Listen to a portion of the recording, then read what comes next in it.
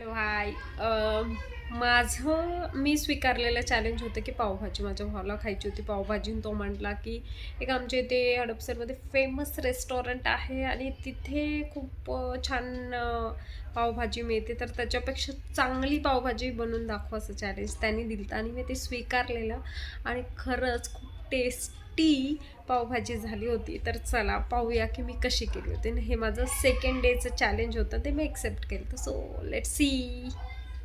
स्वीकारल्यानंतर आव्हान होतं आता मला माझा ट्रायपॉड शोधायचा. भरपूर शोधलं नंतर मला कळालं की बाबा त्या कॅरेटमध्ये आहे, त्या कॅरेटवरती जड ओझं ठेवलेलं. फायनली माझं पण ट्रायपॉड सापडला. तर चला पावभाजीला सुरू करूया. मी घेतलंय फ्लावर, टॅमॅटो, बटाटे, शिमला मिर्च, त्याच्यानंतर ग्रीन पीस म्हणजे वटाणे, अद्रक, लसण, कोथिंबीरची पेस्ट केलेली आहे आणि हा पावभाजीचा मसाला.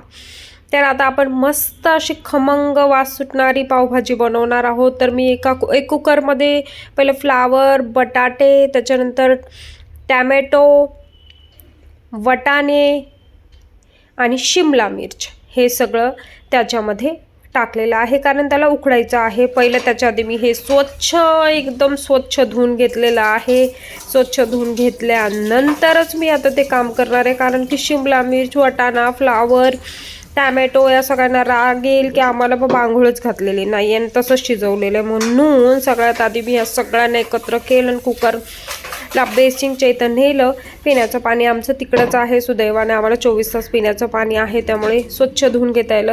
आणि बघा आता मी या शिमलाबाईला फोडलेलं आहे, स्वच्छ केलेलं आहे, आतून पाहिलेलं आहे. नाहीतर नको बाई, शिमला मिरचला परत राग येईल की मलाच स्वच्छ ठेवलं, म्हणून पहिलं तिला स्वच्छ करून घेतलं.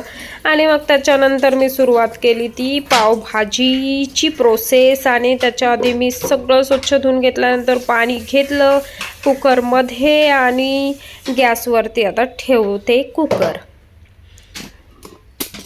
तर चला पहा मंडळी, तुम्ही बघत आहात आता मी ठेवणार आहे गॅसवरती पावभाजीसाठी जे शिमला मिर्च, वटाणा, फ्लावर, टॅमॅटो सगळं जे बॉईल करायला ठेवत आहे ते ठेवलं गॅसवरती. आणि आता माझ्या भावाला खायची होती पावभाजी. त्यांनी दिलं होतं चॅलेंज, कारण की मी जवळ 10 वर्षानंतर पावभाजी बनवत होते. आम्ही पावभाजी आणतो ती हॉटेलमधून आणत असतो, पण आता त्याला खायची होती म्हटल्यावर मला करणं भागत होतं. आणि त्यात चॅलेंज 75 डेजचे चॅलेंज घेतलेत, त्यात तर हे नक्कीच. मग त्याच्यानंतर झालं बघा, 3-4 चांगल्या शिट्ट्या घेतल्या आणि शिट्ट्या घेतल्यानंतर कुकरला चांगलेच आता कुकरमध्ये शिजून निघालेले आहेत सगळे आपले पावभाजीचे इन्ग्रेडियंट्स. जे जे भाज्या लागतात त्या घेतलेल्या आहेत, त्या चांगल्या सगळ्या उकडून घेतलेल्या आहेत. आणि खरंच सांगते, मी जशी पावभाजी केली जर तुम्ही सेम तशी केली ना तर इतकी टेस्टी होईल ना की तुम्ही हॉटेलची काय घराची रोज मागणार. आता त्याच्यासाठी मी सगळ्यात आधी घेतलं टॅमॅटो आणि शिमला मिर्च यांना चांगलं आता मिक्स स्मॅशरनी स्मॅश करून घेणार होते. मग ते घेण्याआधी मी म्हटलं थांबा जरा थोडंसं थंड होऊ द्या. मग कांद्या मामाला कापायला घेतलं. कांदा कापला, एक कांदा पूर्ण घ्यायचा बरं का. तर हा तुम्हाला दाखवते मी. त्याच्यानंतर बघा ह्यांना चांगलं स्मॅशरने स्मॅश करून घेतलेले आहे. शिमला मिर्च आणि टॅमॅटो यांना चांगलं स्मॅश करून घ्या पाहिजे तेवढं. आणि बघा हे आमचे कांदे बाबा लाल व्हायला लागले जळून, म्हणून म्हटलं चला आलं लसूणची, अद्रकची पेस्ट, आलं लसूण आणि कोथिंबीरीची पेस्ट टाकावी. त्याच्यानंतर जे आपण स्मॅश केलं तर शिमला मिर्च आणि टॅमॅटो त्याची पेस्ट टाकली. आता झालं, यांना किती जळायचं जळू दे. आता तिकडे झालं माझं काम.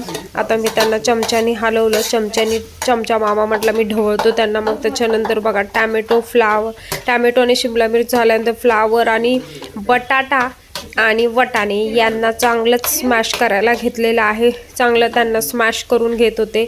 तेवढ्यातच मला आठवण झाली, चला बाबा आपण जरा अमूल बटरचा वापर करूया आणि त्या भाजीमध्ये अमूल बटर मस्तपैकी टाकूया, म्हणजे होईल आपली भाजी मस्त टेस्टी. अमूल बटर नाही तो क्या बात, अमूल बटर नाही तो कुछ नहीं हो सकता है ना. तर तसंच तर अमूल बटर टाकलं त्या भाजीच्या ह्याच्यात. आता ते मस्तपैकी विरघळत आहे त्याच्यामध्ये आणि मस्त चव देणार आहे. अमूल बटर शिवाय कुठं भाजी होते का हो, नाही ना.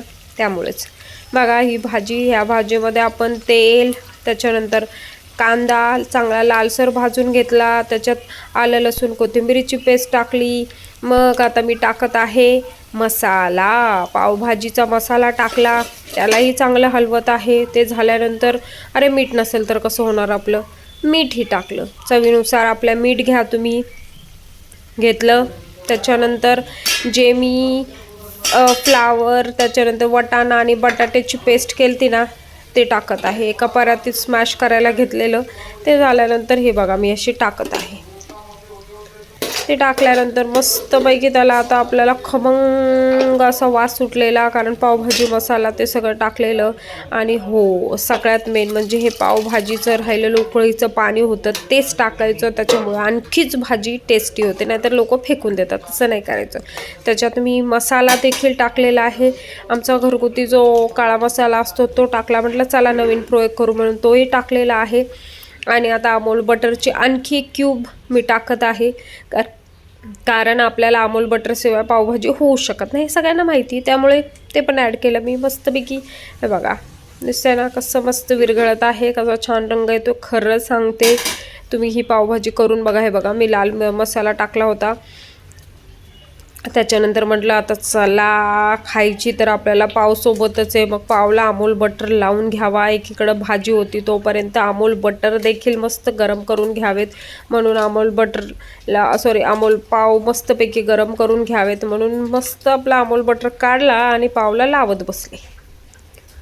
पावला लावलं अमूल बटर खसखशीत लावून घ्यायचं आपला मस्त पावाला, आणि पाव तव्यावरती चांगलं भाजायला ठेवायचेत. म्हणजे इतके टेस्टी आणि कुरकुरीत होतात ना की बास. तुम्ही पावभाजी काय आठवाल तिकडची, हॉटेलपेक्षा म्हणाल बाई नको मी घरीच करते. एकदा करूनच बघा तुम्ही मी बनवलेली पावभाजीची रेसिपी, आणि तुम्ही मला सांगाच. बाजारातले कोणतेही पावभाजीचे मसाले आणा जी तुम्हाला आवडत असेल. एव्हरेस्ट आहे, सुहाना आहे, पल्लवी मसाला, बरेचसे असे मसाले आहेत. आपण कोणाची ब्रँडिंग करायची नाही, जे आपल्याला चांगलं वाटेल ते वापरायचं. मी पावभाजी मसाला मोस्ट ऑफ एव्हरेस्ट, सुहाना दोन्ही वापरते.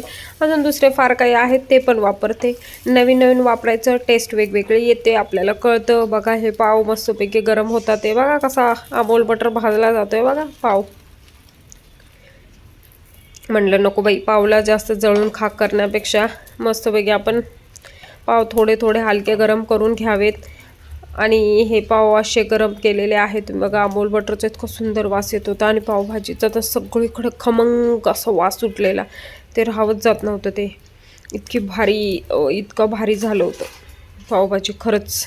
तर त्याच्यानंतर आता तुम्हाला मी पुढचं दाखवते बाबा कसं डेकोरेट केलं. त्याच्यासाठी आपल्याला काय काय लागतं. नुसतं बघा हे पाव आता पाच झाले तव्यावरती, त्यांचे जास्त लाड झाले काढून घ्या. दुसरे पाव पण ठेवायचे असतात, मग दुसरे पाव ठेवले. त्याच्यानंतर कोथिंबीर घेतली, स्वच्छ धुवून घ्यायची. कोणतीही भाजी स्वच्छ धुवूनच घ्या. कोथिंबीरीला चांगलं कापून काढलं.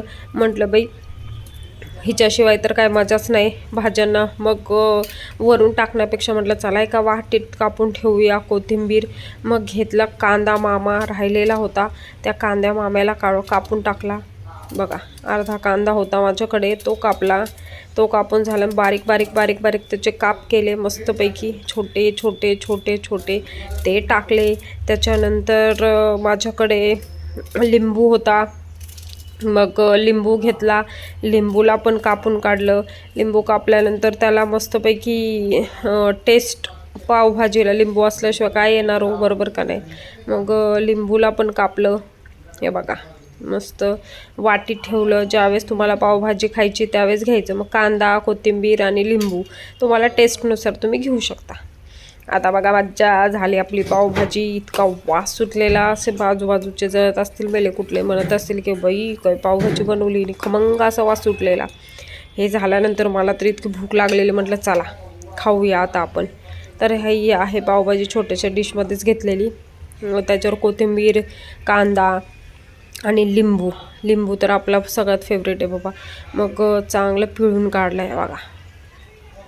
पिळून काढल्यानंतर चीज नाही तो क्या बात आहे. मग घेतला चीज आणि त्याच्यावरती केला क्रश. मस्तपैकी पावभाजी झाली आपली चीजची. तुम्ही बाहेर मार्केटमध्ये घ्यायला गेला तर 200-300 रुपयाला मिळते. कशाला विनाकारण पैसे घालवायचे आणि आजार पण लावून घ्यायचे. कधीतरी ठीक आहे, पण मोस्ट ऑफ घरी बनवायची, मस्त खायचं. बघा आमची डेकोरेटेड पावभाजी कशी वाटली नक्की